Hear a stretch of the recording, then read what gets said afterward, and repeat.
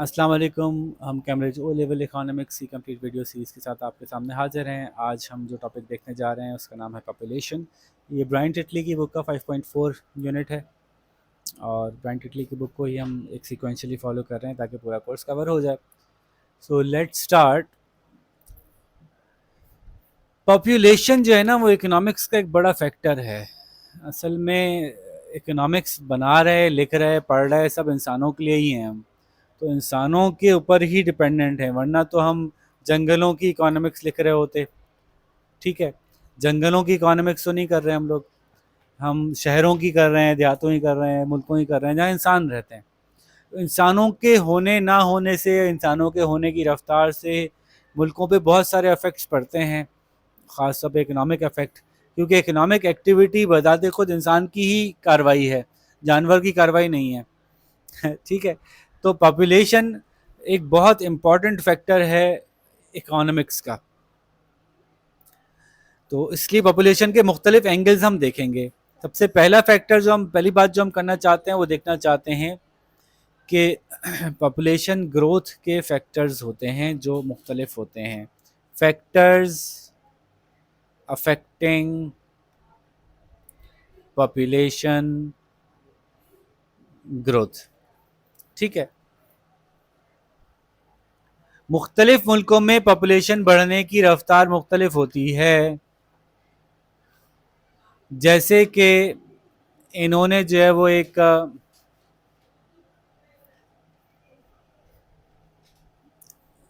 50-50 साल का डेटा दिया हुआ है पेज नंबर 403 के अंदर।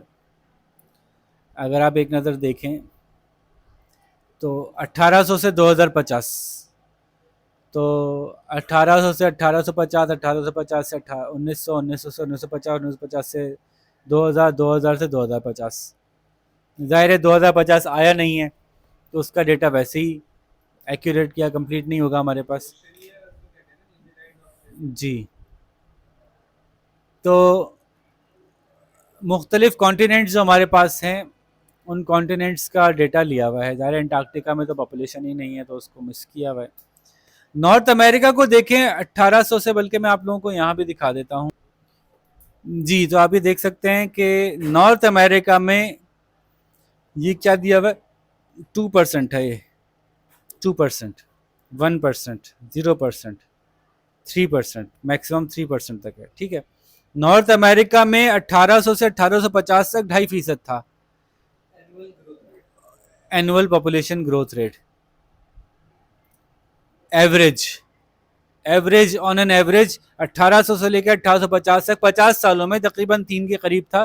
फिर गिरते गिरते 1900 के अवाइल में 2 से नीचे चला गया और फिर अब देखें तो कहीं 1 से भी नीचे है। अब 2000 से 2050 में तो बिल्कुल ही तबाही हो गई। ये देखें, ये ऑस्ट्रेलिया वगैरह के अंदर पहले 2 वो कुछ था, अब वो भी 1 से नीचे चला गया है। अफ्रीका में देखें 1950 से 2000 तक तो अच्छा खासा हो गया। 1800 में तो कुछ था ही नहीं क्योंकि ओवरऑल पॉपुलेशन वहाँ की बहुत कम थी। क्यों कम थी इस पर हम बात कर सकते हैं। और 2000 से 2050 में कुछ नीचे आया है लेकिन अभी भी ग्लोबल के मुकाबले में बेहतर है। ये देखें एशिया में 1950 से 1999, जबकि फुल बूम में था, चाइना भी फुल बूम में जा रहा था 1950।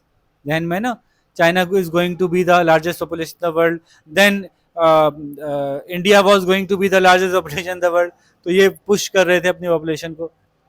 तो 1950 से 1999 तक जो है वो पॉपुलेशन ग्रोथ अच्छी खासी थी। अब जो है इनकी भी 1 से नीचे आ गई है। चाइना ने ठीक ठाक कट लगाया है, आप लोगों को पता है ना। यूरोप भाई शुरू से ही ऐसा ही चलता रहा बेचारा, और अभी अब तो माइनस में चला गया। नजर आ रहा है आप लोगों को, पॉपुलेशन ग्रोथ माइनस में चली गई, यानी हर साल अब पहले से कम इंसान यूरोप में रहते हैं इवन आफ्टर माइग्रेशन।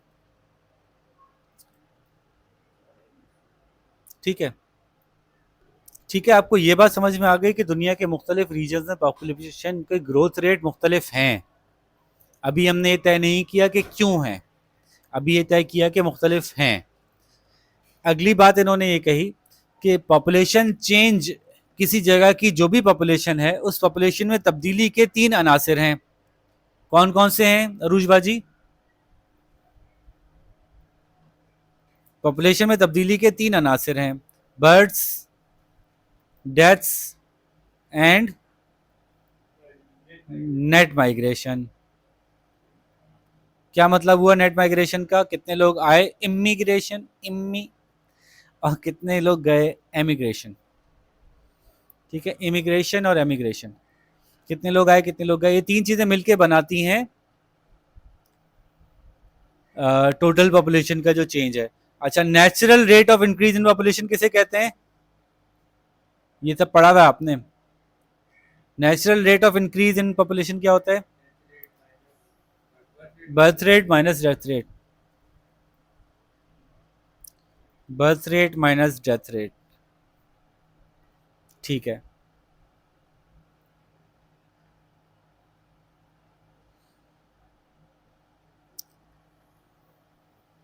और नेट इनवर्ड माइग्रेशन हमने बात कर ली। अब सवाल ये पैदा हो रहा है कि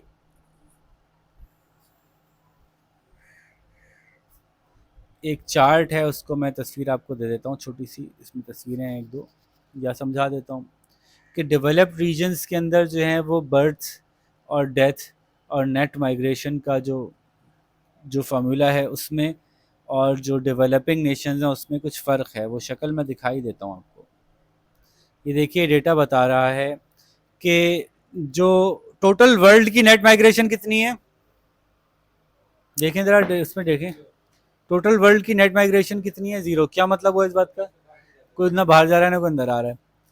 ठीक है, तो टोटल बर्थ अगर दुनिया की देखें, दुनिया की टोटल बर्थ देखें, ये 2015 के हवाले से बात हो रही है, तो वो कितनी हुई जी?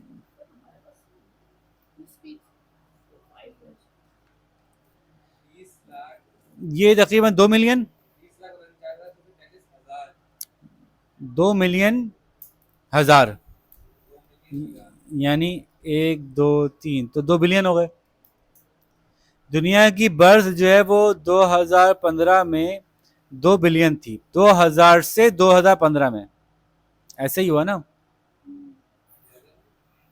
2000 से 2015 लिया ना, 15 साल में तो सही है।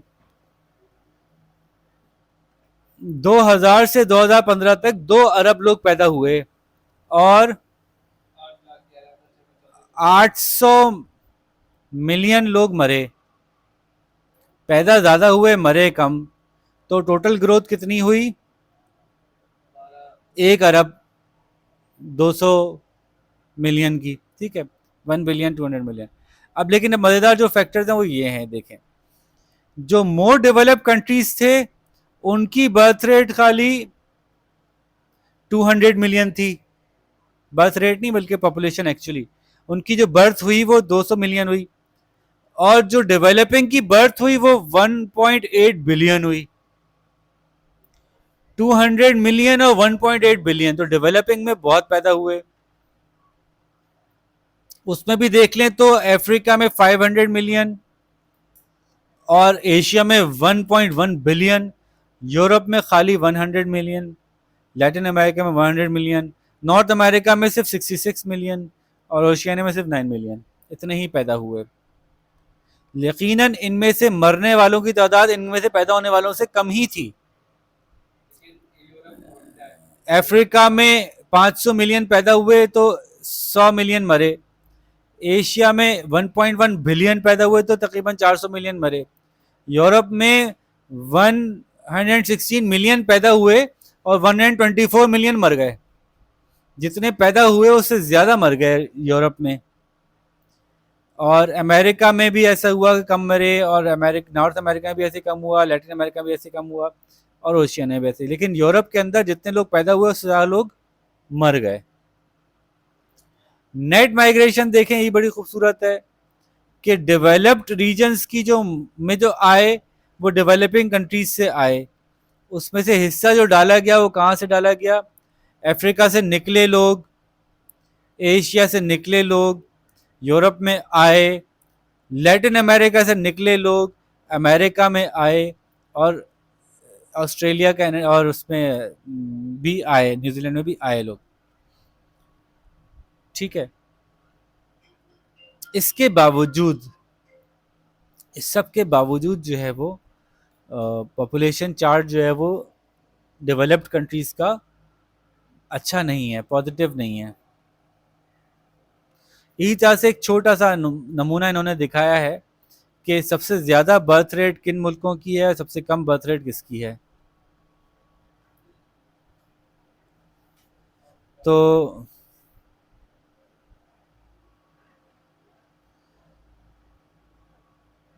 सबसे ज्यादा जो बर्थ रेट है, अब ये बर्थ रेट परसेंटेज में नहीं दी हुई, परसेंटेज में आप कर लो, इसको जरा निकालो, 44/1000 कर लो जी।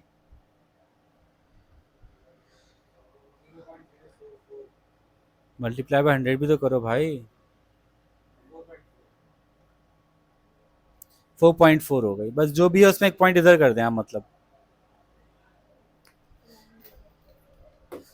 हर 100 लोगों में 4 लोग पैदा हो रहे हैं। ये दुनिया का तेज तरीन पैदाइशी रेट है, हर 100 लोगों में 4 लोग पैदा हो रहे हैं। 1000 में 44। Angola, Niger, Mali, Uganda, Zambia, Burundi, Burkina Faso, Malawi, Somalia, खाने को नहीं है इन मुल्कों में। सोमालिया में जैसे बुरे हालात हैं, लेकिन माशाल्लाह पैदाइश हो रही है जबरदस्त। अफ्रीकन कंट्रीज के अंदर पैदाइश की रफ्तार बहुत ज़्यादा है। और जो कम से कम है, ग्रीस, ओए होए होए, 1000 लोगों में 8 लोग पैदा होते हैं, यानी 0.8, ऐसे ही हुआ ना, 0.8 पर 100 पीपल, 0.8%। 100 लोगों में एक बंदा ही पैदा नहीं हो रहा। सोचो, आप सोचें जरा, जहां 100 लोग रहते हैं वहां कोई एक बच्चा पैदा होता है, 100 मिलके एक पैदा कर रहे हैं, तो कितना मतलब बेचारे मुश्किल में है। ग्रीस ले लें, ताइवान ले लें, ओए होए होए होए, साउथ कोरिया, किसका है, हाँ, वर्ल्ड फैक्ट बुक बनाई थी ना उन्होंने। जापान का ले लें, मोनाको। तो ये वो जगह हैं जहाँ पे के बर्थ रेट बहुत ही कम है, 100 लोग मिलके एक बंदा भी पैदा नहीं कर पा रहे। और यहाँ पे जो है वो 100 लोगों में 4 लोग पैदा हो रहे हैं। सोचें, 100 लोगों में 4 मतलब एक इंसान पैदा करने के लिए 25 लोग काफ़ी हैं। ठीक है, तो डेटा की इंटरप्रिटेशन है, आप जैसे भी देखें, लेकिन बताने का मकसद ये कि साउथ कोरिया में, जापान में, ताइवान में, यहाँ पे अगर बच्चे ही नहीं हो रहे तो बड़े बड़े क्या ज़िंदगी उनकी कहाँ जा रही है, आने वाले दिनों में मुल्क कैसे चलेगा। अच्छा, मज़े की बात है कि साउथ कोरिया या जापान, ये दोनों मुल्क फ्रेंडली नहीं है टूवर्ड्स इमिग्रेंट्स। हालांकि जाते बहुत हैं, लोग जाते हैं, लेकिन ये फ्रेंडली, क्योंकि ये कहते हैं हमारा जो कल्चर है ना, हमारा कल्चर मेंटेन रहना चाहिए। तो अब जो जाता है ना, उसको उनका कल्चर सीखना पड़ता है, वरना वो उनको अच्छा नहीं लगता। तो जापान, जापानीज लैंग्वेज आसान नहीं है, जापानीज कल्चर मुश्किल कल्चर है, टफ कल्चर है, हर कोई नहीं रह सकता आसानी से वहाँ पे। साउथ कोरिया का भी ऐसे ही है, बहुत टफ कल्चर है, बहुत टफ लाइफ स्टाइल है। तो पॉपुलेशन के ये हालात हैं कि वहाँ पे अब मुल्क संभालने के लिए लोग नहीं बचे। मुल्क कौन संभालेगा, चीज़ें कौन चलाएगा, टेक्नोलॉजी कौन यूज़ करेगा, इसके लिए लोग नहीं है उनके पास। और बहुत से मुल्कों में इसकी बहुत ज़्यादा कैंपेन चलाई जा रही है कि जितने बेबीज होंगे आपको, उतने ही ज़्यादा से ज़्यादा आपको पैसे मिलेंगे। 1 मिलियन रूबल देने का वादा किया था अभी प्यूटिन ने, ऐसी खातून को जिनके 10 बच्चे हों। तो अब बर्थ रेट देखने के बाद सवाल ये हो रहा है कि मुख्तलिफ मुल्कों में बर्थ रेट मुख्तलिफ क्यों होता है। ये सब आपको पता है, तो थोड़ा तेज़ चलते हैं। ठीक है, सबसे पहले बर्थ रेट कम और ज़्यादा होने की एक वजह लिविंग स्टैंडर्ड है। कैसी अल्लाह की बनाई हुई वो है ना इंसान की सोच, लिविंग स्टैंडर्ड हाई होता है तो birth rate, living standard high होता है तो बर्थ रेट कम हो जाता है, लेकिन डेथ रेट कम हो जाता है। क्या हो गया, डेथ रेट भी कम हो जाता है ना, स्टैंडर्ड ऑफ लिविंग हाई।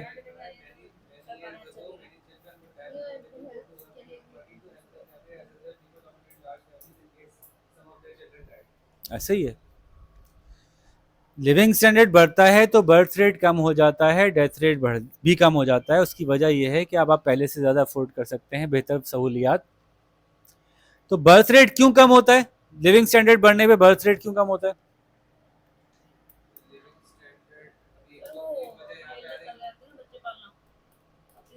सबसे पहले तो जब आपका स्टैंडर्ड ऑफ लिविंग कम होता है तो आप बच्चे को एज अ रिसोर्स देखते हैं।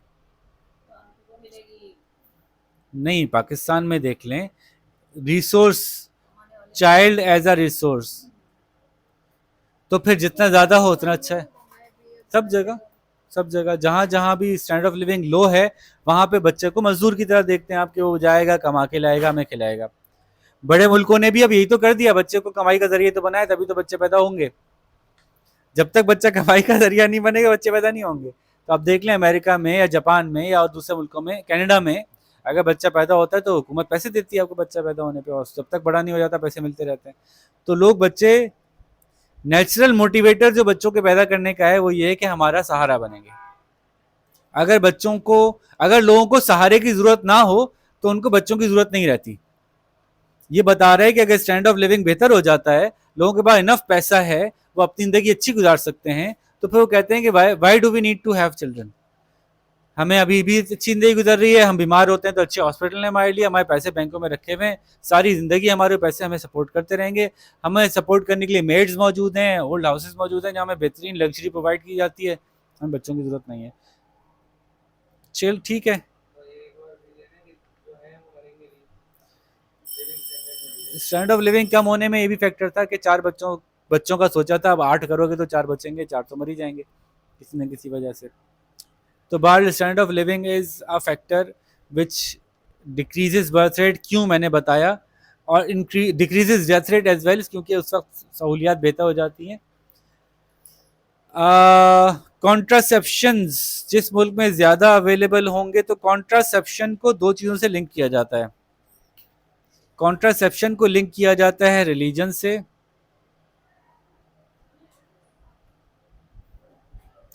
कस्टम से। तो इसलिए दो चीज़ें साथ साथ ही हैंड इन हैंड ही चलती हैं। अब कॉन्ट्रासेप्शन की फैसिलिटीज़ और इजाज़त किस दर्जे में है, रिलीजन, कल्चर, और तीसरा हो गया रेगुलेशन। ठीक है, ये 3 फैक्टर्स हैं कॉन्ट्रासेप्शन के। फिर चौथा फैक्टर है फाइनेंस, मनी।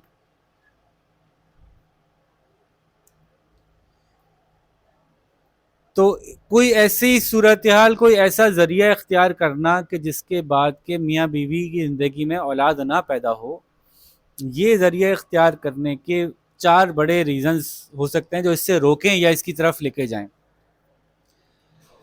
बाज़ औक़ात कॉन्ट्रासेप्टिव मेजर्स लेने के पैसे ही नहीं होते लोगों के पास, या उनका रिलीजन उनको अलाउ नहीं करता कि आप ये कॉन्ट्रासेप्टिव्स यूज़ करें, या उनके जो इलाके का कस्टम है वो इस बात पर प्रमोट नहीं करता कि आप इस तरह की कोई बात करें, या हुकूमत ही इजाज़त नहीं देती कि आप कॉन्ट्रासेप्टिव्स यूज़ करें।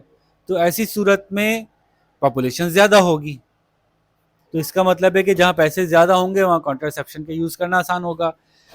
जहाँ रिलीजियस प्रैक्टिसेस हल्की हो जाएंगी, ये दुनिया के सारे ही मज़ाहिब कॉन्ट्रासेप्टिव्स को पसंद नहीं करते, अच्छा नहीं समझते। दुनिया के सारे ही पुराने कस्टम्स जो हैं वो कॉन्ट्रासेप्शन को पसंद नहीं करते, और रेगुलेशन भी कॉन्ट्रासेप्शन के अगेंस्ट ये निस्बतन किसी हद तक।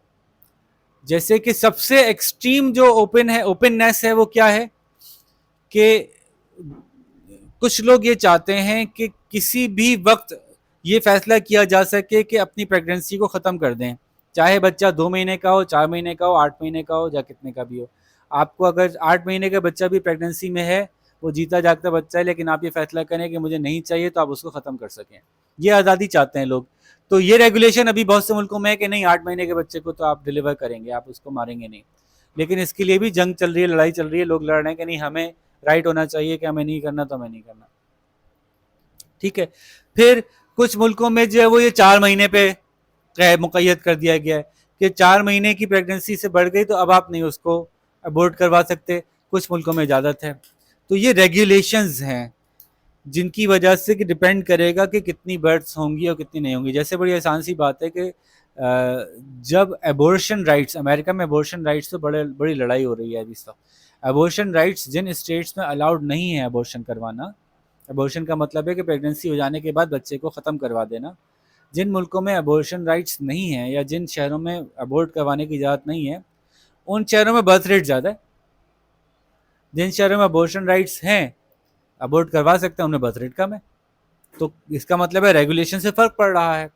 जिन मुल्कों में हुकूमतों ने कॉन्ट्रासेप्टिव सस्ते कर दिए हैं, अपनी तरफ से उन्होंने डिस्काउंट्स लगा दिए हैं, मार्केट में फ्री या और बहुत कम कॉस्ट के मिल रहे हैं, वहाँ पे बर्थ रेट कम है। यहाँ कॉन्ट्रासेप्टिव्स महंगे हैं या कल्चरली बड़ी अजीब सी चीज़ समझी जाती है, तो फिर वहाँ पे ऑटोमेटिकली बर्थ रेट ज़्यादा देखने में पता चल रहा है आपको।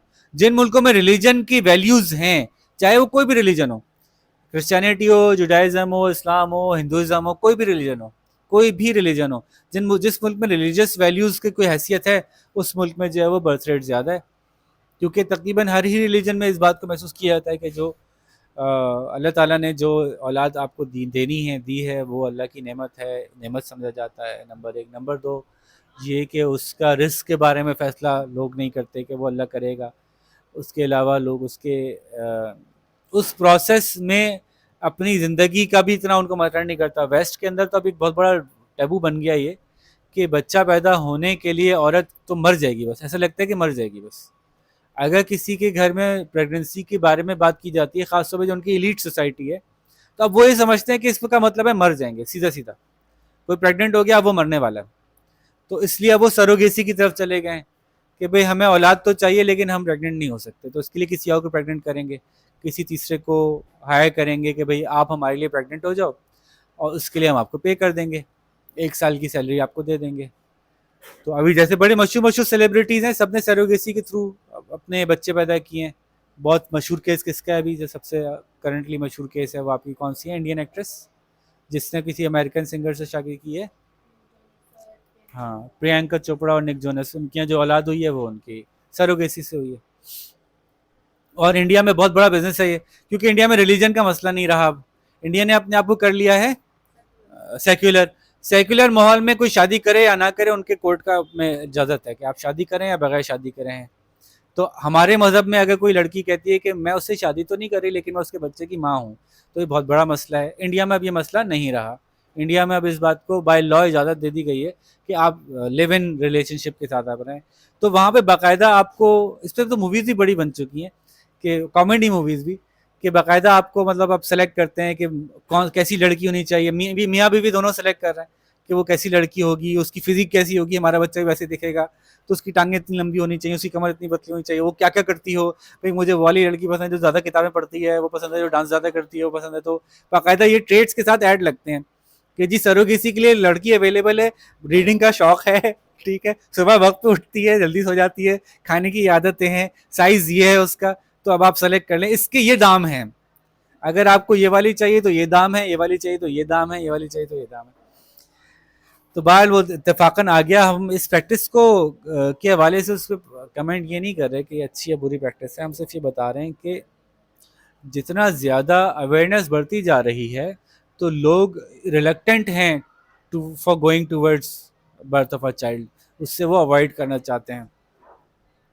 ठीक है जी। तो ये हमने एक रीज़न लिया कि रिलीजन एक रीज़न हो सकता है, फिर एम्प्लॉयमेंट एक रीज़न हो सकता है। फीमेल एम्प्लॉयमेंट, ये भी हमने देखा। ये सब सारी बातें हम फिलोसॉफिकली नहीं कह रहे। इकोनॉमिक्स जो है वो फिलोसॉफिकल बात नहीं करते कि हमें ऐसा ख्याल है कि अगर लड़की जाएगी जॉब करेगी तो चाहेगी कि बच्चा ना हो, नहीं, हम ये नहीं कह रहे। हम ये कह रहे हैं कि हमने देखा, ऐसा डेटा नोट किया कि जहां स्टैंडर्ड ऑफ लिविंग बढ़ा वहां बर्थ रेट कम हुआ। फिर बाद में हमने देखा कि क्यों कम हुआ। पहले डेटा ने बताया कि ये बर्थ रेट कम हुआ, जहां पे कॉन्ट्रासेप्टिव सस्ते हुए वहां बर्थ रेट कम हुआ, जहां पे रिलीजन ज्यादा लोगों में इंप्लीमेंट हुआ वहां पे बर्थ रेट बढ़ गया, जहां के कस्टम्स रिलैक्स हो गए, लोग एक दूसरे को कहना बंद कर दिया लोगों ने, वहां पे बर्थ रेट कम हो गया, जहां पे फीमेल एम्प्लॉयमेंट बढ़ गई, डेटा ये बता रहा है कि वहां पे बर्थ रेट कम हो गया। बाद में हमने इन्वेस्टिगेट किया कि क्यों कम हुआ, तो फिर खवातीन के जहन में ये है कि भाई अगर हम जल्दी प्रेग्नेंट होंगे, जल्दी शादी करेंगे, तो मसला है कि फिर हमारी करियर रुक जाएगा, क्योंकि हमारी सोसाइटी कितनी भी डेवलप हो जाए, लेकिन आखिरकार, यानी यूएस की बात भी कर लें आप, यूके की बात कर लें, कितनी ही तरक्की कर ले, लेकिन जब वो बच्चा पालने का जोर डालती है तो वो औरत पे ही डालती है। तो भाई अगर वो सोच रही है कि 22 साल की होंगी, जब मैं यूनिवर्सिटी से फारिग होंगी और मैं शादी कर लूंगी, फिर मेरे बच्चे होंगे, उनको मुझे पालना पड़ेगा, शौहर तो नहीं पालेगा, चाहे वेस्टर्न सोसाइटी हो चाहे ईस्टर्न सोसाइटी हो। अब शौहर नहीं पालेगा, और वेस्टर्न सोसाइटी में तो औरत को सपोर्ट भी शौहर नहीं कर रहा, क्योंकि वो सब इंडिविजुअल है, हर कोई आज़ाद है। ईस्टर्न सोसाइटी में ये है कि औरत का पहले से ही रोल ये है कि हाँ भाई वो अगर बच्चे को पालेगी तो शौहर उसको टोटली सपोर्ट करेगा। तो अब जब औरत को इंडिपेंडेंट होना है, आज़ाद होना है, औरत को अपनी जिम्मेदारी खुद उठानी है, तो ये कहती है कि फिर मैं पहले अगर बच्चे को संभालूंगी तो मेरा करियर स्टॉप हो जाएगा। लेट सपोज मैंने बच्चे को ग्राउंड जीरो से खड़ा करके 6 साल की उम्र तक परवरिश की, मैं 22 साल से 28 साल की हो जाऊंगी, अब मैं एंट्री लेवल कैरियर मेरा शुरू होगा। ऐसी सूरत में मुझे कौन जॉब देगा, कैसे जॉब मिलेगी, जीरो एक्सपीरियंस से कैसे शुरू होगा। तो इसलिए ऑटोमेटिकली फीमेल जो एम्प्लॉयड फीमेल है वो ये चाहती है कि उसकी जो बर्थ बच्चे की हो, वो चाहती है बच्चा हो, लेकिन वो कब हो, वो अराउंड 35 में हो। 35 में क्यों? क्योंकि 23-24 में आपका करियर स्टार्ट होता है हमारी दुनिया में आमतौर पे, और ये 35 के अराउंड जाके स्टेबल हो जाता है। अब आपको एम्प्लॉयमेंट बेनिफिट्स मिल रहे होते हैं, अब आपको प्रेगनेंसी लीव्स मिल रही होती हैं। जैसे कि हमारा एक इदारा है, उसमें तो तकरीबन 6 महीने की प्रेगनेंसी लीव्स हैं। पाकिस्तान में ऐसे इदारे भी हैं, 6-6 महीने की प्रेगनेंसी लीव्स भी होती हैं। वेस्ट के अंदर तो प्रेगनेंसी लीव्स अब इसलिए दे रहे हैं कि भाई प्लीज हो जाओ, ठीक है, तो और वो फादर को भी दे रहे हैं, मदर फादर दोनों को दे रहे हैं, भाई अम्मा बच जाओ, भाई जाओ बच्चे पालो तुम लोग, क्योंकि बच्चे हैं ही नहीं। तो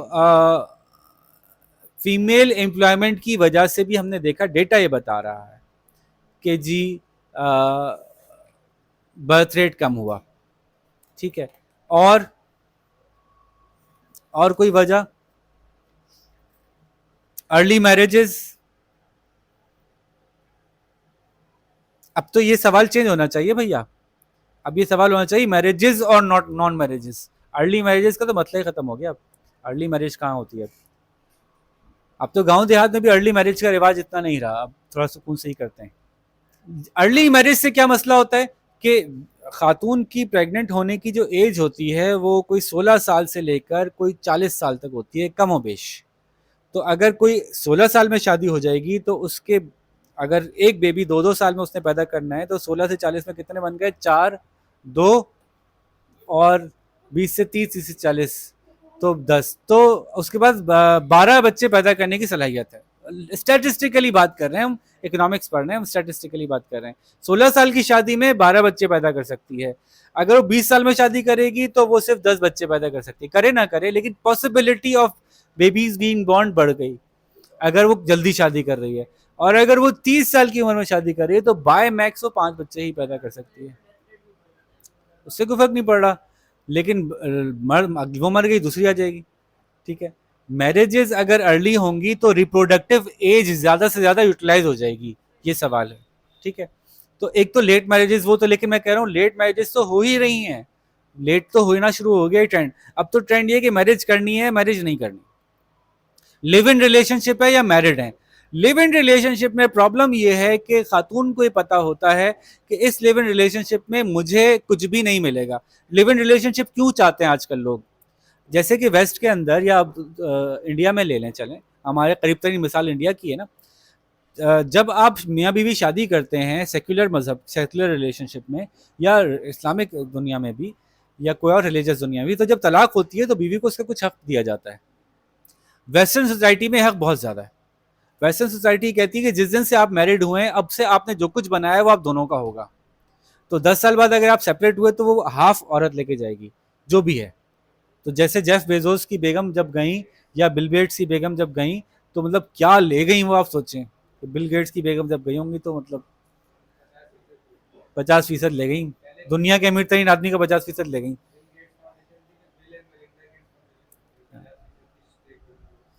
तो अब जब इतना हिस्सा औरत को मिलना है शादी के बाद, तो औरत कहती है कि ठीक है मैं बच्चे पैदा करती हूँ, अलग भी हो गई तो बच्चे पाल लूंगी, मुझे बहुत कुछ मिल जाएगी जायदाद।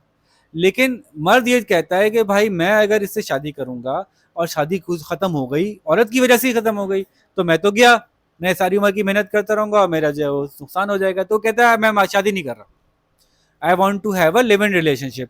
अब लिव इन रिलेशनशिप के अंदर औरत को पता है कि अगर सेपरेट हो गया 2 दिन बाद भी चला गया तो बच्चा सारा मेरे ही पढ़ना है, जिसके जिस्म का हिस्सा था उसी की जिम्मेदारी होगी, बाप की जिम्मेदारी नहीं है। तो फिर इस सूरत में माँ ये कहती है कि फिर मैं भी बच्चा पैदा नहीं करना चाहती, कि उसको मैं बगैर किसी सपोर्ट के कैसे पालूंगी। तो ये लिव इन रिलेशनशिप एक बहुत बड़ा प्रॉब्लम है। हाँ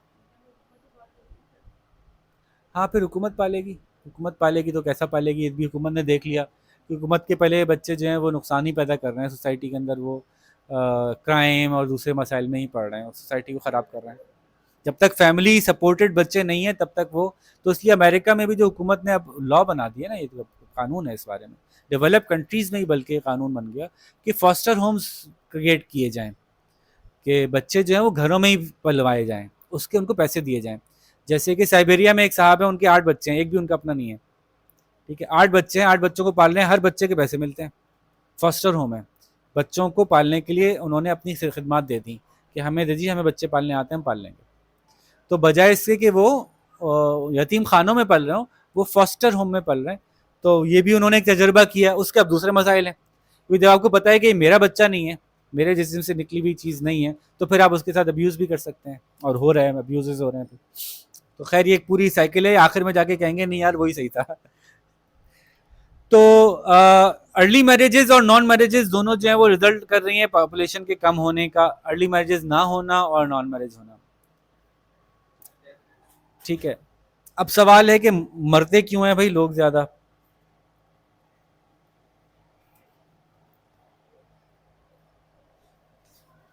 जिनकी आबादी पहले ही यंग आबादी ज्यादा है और ओल्ड आबादी कम है जिन मुल्कों में, तो वो वैसे ही उनका डेथ रेट कम नजर आएगा।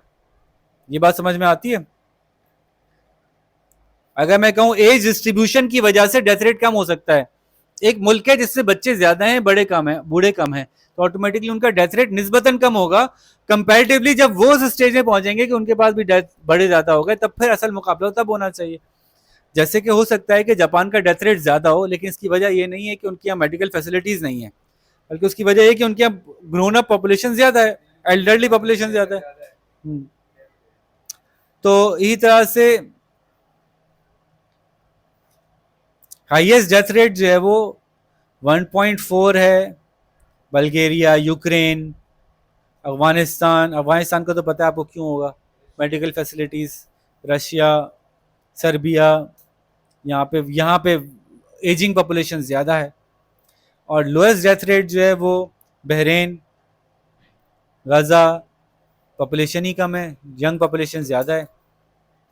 ये बात हो रही है 2017 तक की। ओमान, सऊदी अरेबिया, सिंगापुर,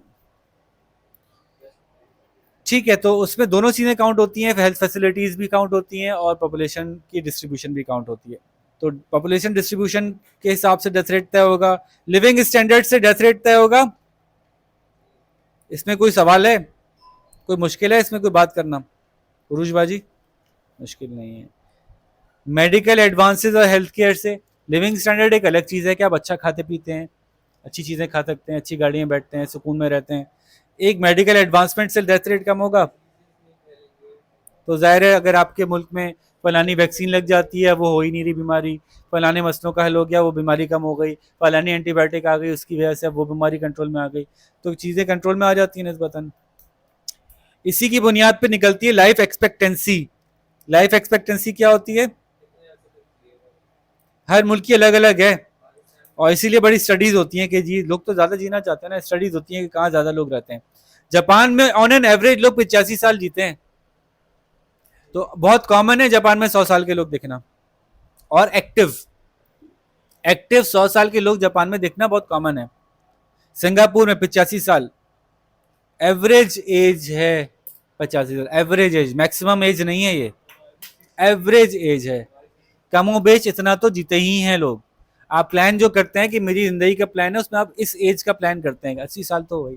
तो वो आपको जापान में वो वीडियो भी आई थी ना, एक दादा, एक शख्स, उसका बेटा, उसका बेटा, उसका बेटा, वो 4 जनरेशन एक साथ खड़े खेल रहे हैं, ऐसी मजाक कर रहे हैं जी। हाँ, 80 साल का बंदा 60 साल को लेके जाए। ठीक है, अच्छा, और तो दुनिया की हाईएस्ट लाइफ एक्सपेक्टेंसी जो है वो मोनाको, ये जो कहा जाता है आपकी स्पेन, स्पेन के आसपास जो मुल्क हैं, मेडिटेरेनियन सी के करीब करीब जो मुल्क हैं, वहाँ की लाइफ एक्सपेक्टेंसी बहुत हाई है। उसकी वजह वहाँ का खाने का अंदाज और वहाँ के जीने के तरीके हैं। क्या है कि वो थोड़ा सा हैप्पी गो लगी लाइफ जीते हैं, फ्री ऑफ टेंशन। और उनके खाने में बड़ी मिक्स ऑफ चीज़ें हैं। नंबर वन, वो सी फूड बहुत लाइक करते हैं। वो फ्रूट्स, ऑलिव्स और अंगूर, शराब भी पीते हैं, लेकिन ऑलिव्स, अंगूर वहाँ पे बहुत ज़्यादा होते हैं। बाकी यूरोप के मुकाबले में यहाँ पे, क्योंकि नीचे है ना निस्बतन गर्म है, तो यहाँ पे ज़्यादा वेजिटेबल, फ्रूट अच्छे निकलते हैं। तो फ्रूट वेजिटेबल का इस्तेमाल इनके यहाँ अच्छा है, लेकिन अच्छे वाले मजायकेदार चीज़ें खाते हैं। खाना बहुत टेस्टी खाते हैं, जिससे मसाले कम होते हैं, नेचुरल स्पाइसेस ज़्यादा होते हैं। जैसे कि गोश्त खाते हैं शौक से, मेडिटेरियन डाइट में गोश्त है, मछली, बीफ, ये बड़ा अच्छा पोर्शन शामिल है। इन लोगों की जिंदगियां लंबी लंबी हैं। जो कहते हैं ना वेजिटेरियन बन जाओ, वेजिटेरियन, तो इस पर बड़ी डिबेट है वेजिटेरियन होने के ऊपर। खैर, तो दूसरी जो लंबी जिंदगी है, एक एक मेडिटेरेनियन रीजन की जिंदगी लंबी है, दूसरी जिंदगी लंबी है वो जैपनीज की लंबी है। अगेन, जैपनीज की ईटिंग हैबिट्स बहुत ज़बरदस्त हैं, लाइफ लॉन्ग पूरी डेली हैबिट्स बहुत अच्छी हैं, जल्दी उठते हैं, रोज़ एक्सरसाइज करते हैं, तो मछली ज़रूर खाते हैं, मछली के साथ बड़ा ताल्लुक है भाई, खाना चाहिए रोज़ाना। ठीक है, तो ये लाइफ एक्सपेक्टेंसी जो लोएस्ट लोएस्ट जो लाइफ एक्सपेक्टेंसी है वो है चाड, अफगानिस्तान। अफगानिस्तान में तो जंगों की वजह से भी, और फिर मुश्किल गुजार हालात हैं वहाँ के। स्विट्जर, क्या, स्वाजीलैंड, गबून, अफ्रीकन अफ्रीकन कंट्रीज ज़्यादा हैं यहाँ पे के। गर्मी सख्त है, मौसम सख्त है, रिसोर्सेज कम है, स्टैंडर्ड ऑफ लिविंग कम है। और आखिरी बात, नेचुरल डिज़ास्टर्स भी डेथ रेट का बाइस बनते हैं बढ़ने का। तो नेचुरल डिज़ास्टर, उसको भी कोई बात करने की ज़रूरत नहीं है। आपके पास बाहर के मुल्कों को पढ़ना होता है, हम लोगों को तो पढ़ने की ज़रूरत ही नहीं, हम तो एक्सपीरियंस कर चुके हैं। डिज़ास्टर्स, टेररिज्म, ये यहाँ इन्होंने लिखा, इनके लिए वो कोई चीज़ ही नहीं है, इन्होंने बाकायदा टॉपिक नहीं ऐड किया। हम लोगों के लिए बाकायदा टॉपिक है जो हम एग्जाम में लिख के आएंगे कि भाई terrorism is a reason of increasing death rate. ठीक है, सिर्फ वॉर ही थोड़ी होती है, टेररिज्म से कितने लोग मर जाते हैं, हमारे आवाम भी मरते हैं टेररिज्म से। ठीक है, फिर आखिरी बात, चैप्टर का एंड, माइग्रेशन। चैप्टर का एंड हो गया? नहीं हुआ, नहीं नहीं नहीं हुआ भाई अभी, जी, बाकी है अभी, हमारे पास टाइम भी बाकी है। तो नेट माइग्रेशन जो है वो क्यों होती है?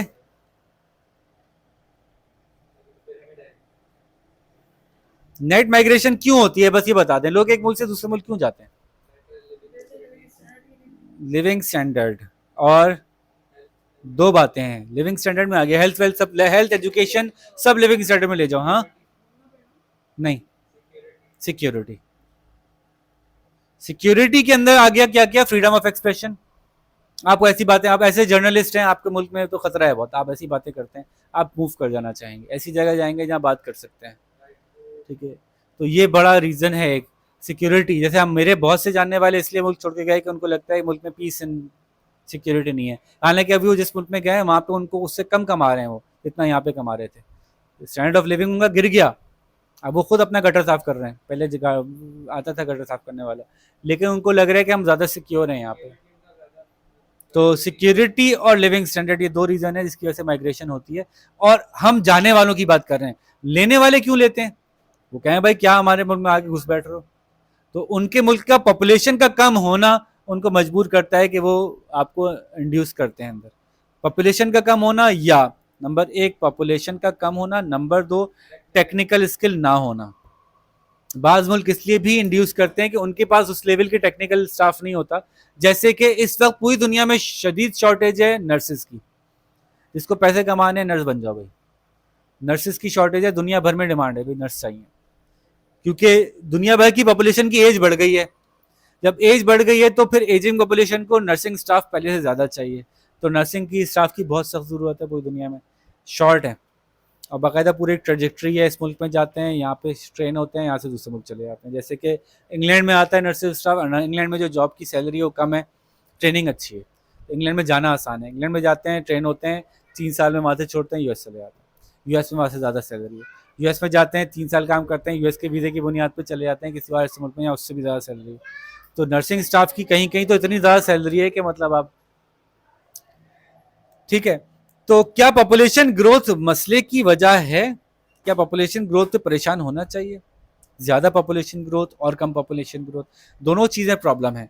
अगर आपकी पॉपुलेशन जो है वो ओवर पॉपुलेशन हो गई, ओवर पॉपुलेशन किसे कहेंगे? आपके इकोनॉमिक रिसोर्सेस के अकॉर्डिंगली नहीं है।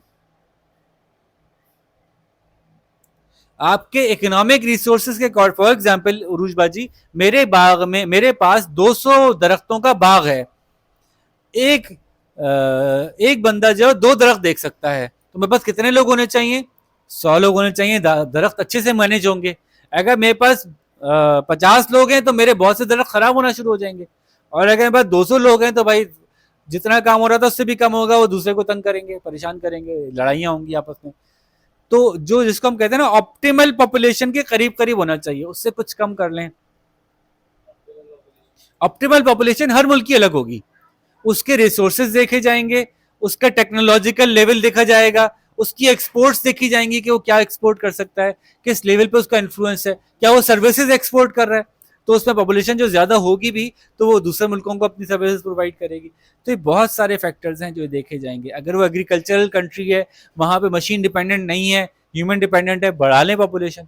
जैसे पॉपुलेशन बढ़ाने का एक दूसरा फायदा ये भी तो है कि आपके मुल्क में दूसरे मुल्कों से एक्सपोर्ट आ रही है और प्रोडक्ट बनना शुरू हो रहे हैं, जैसे कि चाइना और इंडिया ने किया कि एज अ चीप लेबर आपके पास ज्यादा पॉपुलेशन है, लेबर चीप रहेगा आपका, आपके पास ज्यादा पॉपुलेशन है, ये लोग ज्यादा खाएंगे, दुनिया भर से फैक्ट्रीज आपके मुल्क में आके लगेगी कि इनको बड़ा बेचना होता है, हम यहाँ बेच देते हैं।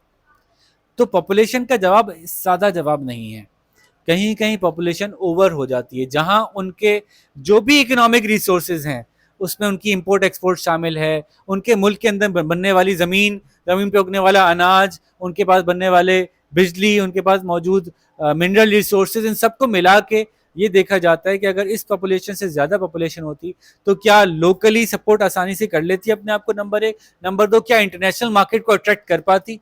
आपको पता है कि पाकिस्तान के बारे में ये 2100 की रिपोर्ट है, अब हम 2000 कितने पे, 2022 में ना, 2100 तक की रिपोर्ट है कि पाकिस्तान दुनिया के टॉप 10 लीडिंग कंट्रीज में से एक होगा पॉपुलेशन की वजह से।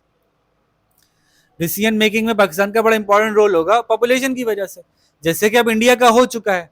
Pakistan is going towards that. तो इंडिया, बांग्लादेश, पाकिस्तान, चाइना, इन लोगों का मेजर डिसीजन मेकिंग में अब रोल होगा दुनिया में, क्योंकि इन्हीं के पास आबादी है, बाकी आबादी नहीं है। उससे पहले पहले जो बड़े डिसीजन मेकर्स हैं वो ऐसे चेंजेस कर लेने चाहते हैं कि इनके डिसीजन मेकर होने से पहले पहले हमारी मर्जी के हालात हो चुके हों, हमारे हिसाब से हो रहे हों, हो जाएगी। उससे पहले पहले वो चाहते हैं कि मुसलमानों में ऐसी तब्दीली आ जाए वहां के कि उनके ज्यादा होने से कोई फर्क ना पड़े। अच्छा, पॉपुलेशन के हवाले से एक साहब थे, उनका नाम था थॉमस मेल्थस। उन्होंने थोड़ा सा डेटा कलेक्ट किया, थॉमस मेल्थस ने डेटा कलेक्ट किया कि हर साल दुनिया की आबादी किस रफ्तार से ग्रो कर रही है, हर साल दुनिया की फूड सप्लाई किस रफ्तार से ग्रो कर रही है। उसका डेटा उन्होंने कलेक्ट किया। उन्होंने कहा पॉपुलेशन की जो रफ्तार है बढ़ने की वो ये जा रही है, और जो फूड ग्रोथ है वो ये जा रही है। तो एक वक्त आएगा कि पॉपुलेशन फूड से ज्यादा होगी। जो पुराने जमाने में नया नया डेटा आना शुरू हुआ था, लोगों को बड़ा शौक होता है डेटा की बेस पे ना बड़ी बड़ी प्रोडिक्शन करने का। मेल्थस ने कहा मैं लिख के दे सकता हूँ सन फलाने तक जो है वो दुनिया में जबरदस्त तबाही हो जाएगी, लोग खाने के लिए एक दूसरे को मार रहे होंगे, लोग ये कर रहे होंगे। उन्होंने जबरदस्त बड़ी बड़ी प्रोडिक्शन दे दी थी। एग्जैक्टली उनकी प्रोडिक्शन मौजूद है ऑनलाइन, आप देख सकते हैं कि मेल्थस ने कौन सा साल बताया था कि क्या 2030 तक जो है वो जॉन बैडिंगटन ने परफेक्ट स्टॉर्म का की प्रोडिक्शन की थी। मेल्थस ने भी ऐसे कोई कोई ईयर दिया था जिसमें कि उन्होंने कहा था इस सेंचुरी तक या इस डेट तक जो है वो दुनिया आपस में फूड के लिए दस्तों गिरेबां होगी। लेकिन ये नहीं हुआ। क्यों नहीं हुआ? नंबर एक, जो ग्लोबल पॉपुलेशन का राइज था वो जिस रफ्तार से उस वक्त बढ़ रही थी उस रफ्तार से उसने बढ़ना बंद कर दिया। और फूड की जो उनके ख्याल से ग्रोथ थी वो टेक्नोलॉजिकल इंक्रीजेस की वजह से फूड की ग्रोथ में भी चेंज आ गया, वो भी ज्यादा तेज रफ्तार से हो गई। जबकि अब प्रोसेस फूड्स भी अवेलेबल हो गए। तो भाई population could be overpopulation could be a source of concern, a point of concern, and maybe it could be used to achieve population dividends. ये लफ्ज टेक्निकल लफ्ज है, ये अपने पास लिख लीजिए कहीं, उरुज बाजी, अब्दुल्ला भाई। पॉपुलेशन डिविडेंड नोट कर लें, कहीं बुक में नहीं मिलेगा आपको। तो ये एक फैक्टर है, इसको थोड़ा सा सर्च कीजिएगा, पॉपुलेशन डिविडेंड क्या होता है। ये ऑप्टिमल पॉपुलेशन से लिंक्ड होता है। तो हमारे यहाँ भी इस पे काम करने की कोशिश की जाती रही कि क्या हम पॉपुलेशन डिविडेंड ले सकते हैं या नहीं ले सकते। तो उस पे कुछ लोगों का कहना ये है कि हम वो क्रॉस कर चुके हैं और हमें डिविडेंड नहीं मिलेगा पॉपुलेशन का। खैर, तो यहाँ पे हम अपनी टॉपिक को थोड़ा सा ब्रेक करते हैं, हाफ वे डाउन हम जा चुके हैं पॉपुलेशन में। बाकी रेस्ट इंशाल्लाह इसके लिए नेक्स्ट वीडियो बनाएंगे। तब तक इसको आप देखिए, बातों को जो हमने किया उनको डिस्कस किया है उनको समझिए और नेक्स्ट वीडियो का इंतज़ार कीजिए। इंशाल्लाह मुलाकात करते हैं। अल्लाह हाफ़िज़।